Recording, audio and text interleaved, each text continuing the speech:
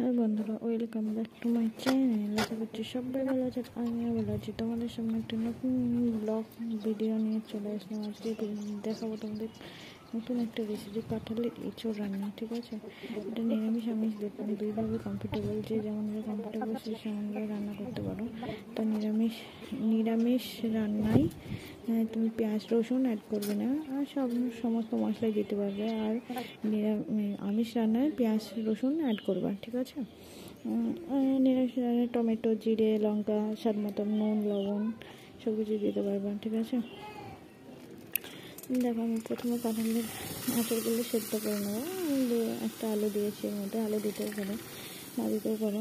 ঠিক আছে, আমি সেদ্ধ করার পরে কাঁঠালটা সেদ্ধ করার পরে জল ঝরিয়ে নেব।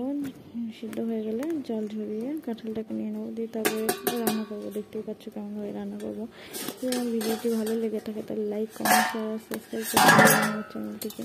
আর সঙ্গে থেকে পাশে থেকেও নতুন নতুন ভিডিও পেতে আমার সঙ্গে থেকে পাশে থেকে আমার কমেন্ট করে জানিয়ে এমন করে রান্না করে দেখো কেমন লাগবে খেতে, আর কেমন হয়েছে খেতে।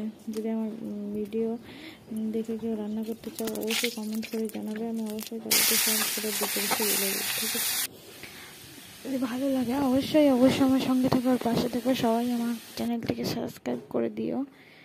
তাহলে সাবস্ক্রাইব করলে আমি নতুন নতুন ভিডিও আপলোড করতে পারবো। তোমরা যদি আমার পাশে থাকো তাহলে নতুন নতুন ভিডিও আপলোড করতে আমার কোনো অসুবিধা হবে না।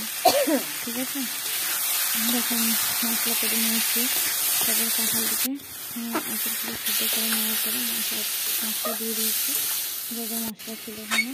তারপরে একটু মিক্স মশলা দিয়ে দিচ্ছি, দিয়ে দেখো হয়ে গেছে কষানো। একটু জল দিয়ে দিলাম। তারপরে যদি আমার কাছে সঙ্গে থেকে পাশে থেকে তোমরা